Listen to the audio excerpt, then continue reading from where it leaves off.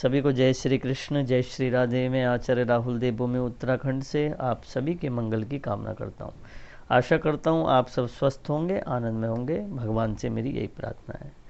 सज्जनों, आज का विषय बड़ा महत्वपूर्ण होने वाला है उनके लिए जिनकी कन्या राशि है।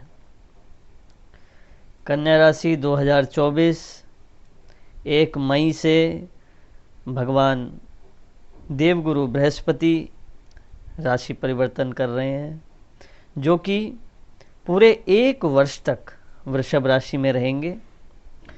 और इस राशि परिवर्तन को लेकर, जो कि देवगुरु बृहस्पति राशि परिवर्तन कर रहे हैं, उससे कन्या राशि वालों को क्या लाभ होने वाला है।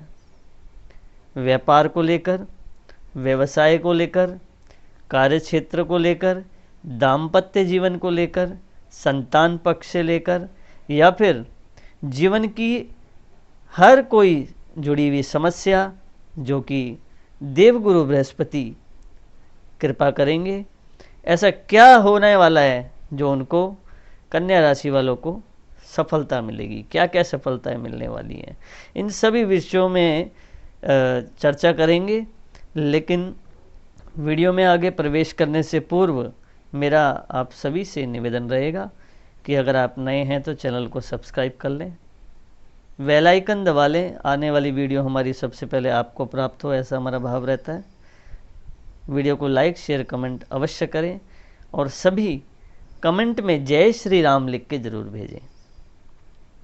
तो सज्जनों, वीडियो में प्रवेश करने से पूर्व एक बात को हम जान लें, क्योंकि बिना जाने उसको माना नहीं जाता और उसके महत्व को भी समझा नहीं जाता है। तो थोड़ा सा हम देवगुरु बृहस्पति का महात्म्य का श्रवण कर लें, सिर्फ थोड़ी देर के लिए। वीडियो को स्किप ना करें, क्योंकि पूर्व की जो बातें होती हैं वही फिर आगे जाके काम आती हैं। नहीं तो फिर सभी लोग कमेंट करते हैं, कभी किसी को कुछ समझ में नहीं आती बात, क्योंकि वो वीडियो को स्किप करके देखते हैं। आध्यात्मिक वीडियो पूरी देखनी चाहिए। और वैसे भी कहते हैं गुरु का जो ज्ञान होता है वो कभी भी आधा नहीं सुनना चाहिए, नहीं तो भ्रमित होने का ज़्यादा खतरा रहता है। तो आप थोड़ा सा समझ लीजिए कि देवगुरु बृहस्पति जो हैं वो 1 मई 2024 से लेकर मई 2025 तक वृषभ राशि में रहेंगे। और गुरु के राशि परिवर्तन से क्या लाभ होने वाला है कन्या राशि वालों को, तो इसके विषय में हम चर्चा करेंगे। इसी के साथ साथ हम पहले समझ लें कि देवगुरु बृहस्पति की भूमिका क्या है। देवगुरु बृहस्पति जो हैं वो आप सभी को ये विदित है, आप जानते ही होंगे सब, कि देवगुरु बृहस्पति जो हैं वो देवताओं के गुरु हैं। अर्थात त्रिलोकी स्वर्ग का जो अधिपत्य है, जो इंद्र के द्वारा स्थापित है। और उसी के साथ साथ अगर बात करें तो जितनी भी देवों की क्रियाएं हैं वो बिना देवगुरु बृहस्पति के चलती नहीं हैं, क्योंकि उनका निर्देश बड़ा महत्वपूर्ण है, क्योंकि वो देवों के गुरु हैं। उनकी बात हर कोई मानता है और उनकी बात सबको माननी ही पड़ती है, वो क्योंकि गुरु हैं। गुरु किसे कहते हैं? जो भारी हो। गुरु मतलब भारी, शुद्ध हिंदी भाषा में। गुरु का मतलब ज्ञान। गुरु वो है जो हमें अंधकार से प्रकाश की ओर ले जाए, वो गुरु है। भगवान सूर्य प्रातःकाल रोज उदित होते हैं, लेकिन त्रिलोकी के, इस जगत के, संसार के अंधकार को मिटाने के लिए सूर्य भगवान का प्रकाश जो है वो पर्याप्त है। लेकिन मनुष्य के, जीव के हृदयगत जो अंधकार है उसको मिटाने के लिए तो केवल गुरु की कृपा ही पर्याप्त है। गुरु का ज्ञान ही एक अंतिम मार्ग है। तो देवगुरु बृहस्पति जो कि बहुत ही स्ट्रिक्ट टीचर हैं, ये नहीं कि आप अधर्म के मार्ग पे चलेंगे और आपको सारी सफलताएं मिलेंगी। कई लोग तो केवल इसी तरीके से अपनी कुंडली का राशिफल देखते हैं कि हमें क्या क्या मिलने वाला है, क्या क्या मिलेगा। ये सब बातें जो हैं, भविष्यवाणी जो हैं, ये अधूरी हैं। इसको आप समझिए थोड़ा। बिना कर्म के फल की प्राप्ति नहीं होती। और गुरु जो हैं वो ज्ञान के प्रतीक हैं। उन्हें नित्य नियम, धर्मयुक्त आचरण, व्यवहार में मंगलता, वाणी में मधुरता, जीवन में सहजता, सरलता और एक आपका मंगल दर्शन, ये गुरु को बड़ा प्रिय लगता है। तो उसी प्रकार अगर आपकी दिनचर्या बिल्कुल नियम पूर्वक है तो गुरु के सारे प्रभाव आप पे सटीक स्थापित होते हैं और आपको उसका पूर्णतया लाभ मिलता है। तो आइए वीडियो की ओर चलें। सज्जनों, कन्या राशि वाले जो लोग हैं उनके लिए देवगुरु बृहस्पति जो है चतुर्थ और सप्तम यानी 2 केंद्र भाव के स्वामी हैं। इसी के साथ साथ अब देवगुरु बृहस्पति का जो गोचर है वो आपके भाग्य स्थान में होने जा रहा है।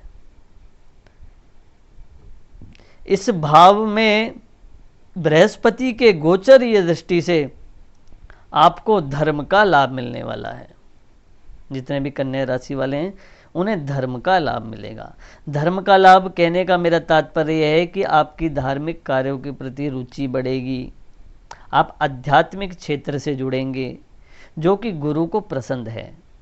और ऐसी श्रेष्ठ गुरुजनों के साथ रहने से, उनका आचरण करने से, उनके संपर्क में रहने से, आध्यात्मिक क्षेत्र में रहने से, आध्यात्मिक शक्ति के निकट रहने से आपको स्वतः ही आध्यात्मिक ज्ञान तो होगा ही, साथ साथ आपकी आध्यात्मिक उन्नति भी होगी, जिससे आपके आसपास में बहुत ही सुंदर एक वातावरण स्थापित होगा।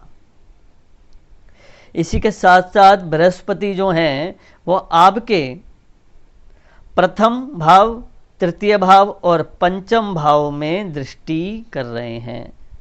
प्रथम भाव अर्थात शरीर, तृतीय भाव अर्थात पराक्रम और पंचम भाव विद्या, बुद्धि, संतान, ये 3 भावों में दृष्टि है, जिसके चलते आपके जीवन में खुशियां और प्रसन्नता, शारीरिक सौंदर्यता, पराक्रम में बलता और एक संतान पक्ष से प्रसन्नता आपको प्राप्त होगी।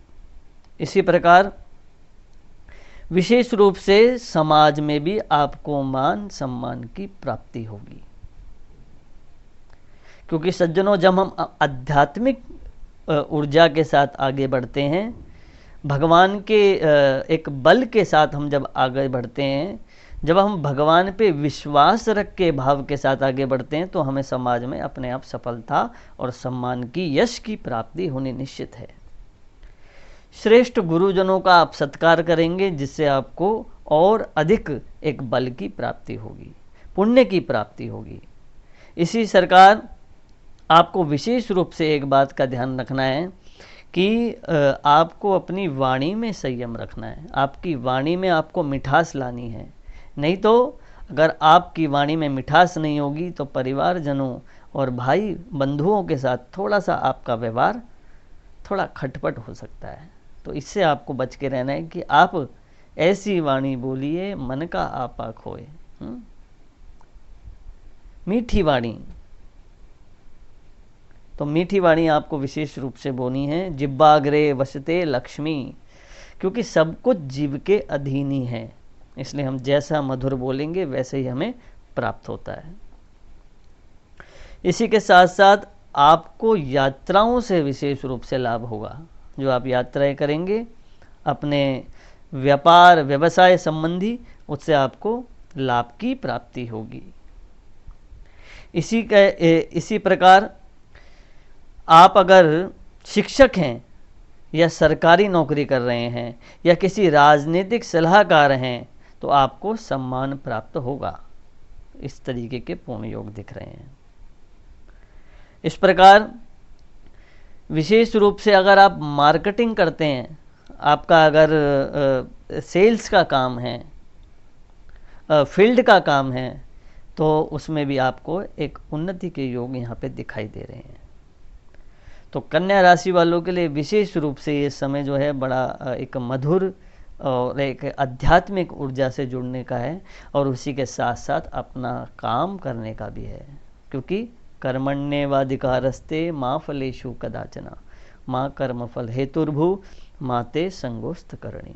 इसलिए सभी कुछ कर्म के अधीन हैं और कर्म से ही भाग्य की वृद्धि होती है और कर्म से ही भाग्य बनता है। इसलिए भाग्य के भरोसे बैठने की अपेक्षा कर्म के प्रति ज़्यादा सचेत रहना परम आवश्यक है। यही देवगुरु बृहस्पति का के आचरण की मंगलता है।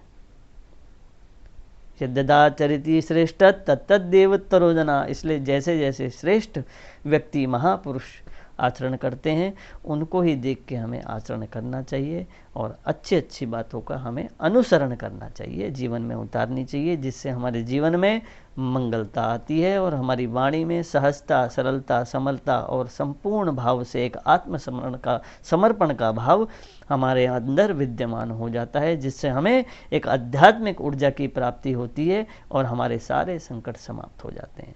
तो आशा करता हूँ कन्या राशि वालों आपको मेरी बात समझ में आई होगी। तब तक के लिए बने रहिए दोस्तों, मिलता हूँ नेक्स्ट वीडियो में। जय श्री कृष्ण, जय श्री राधे।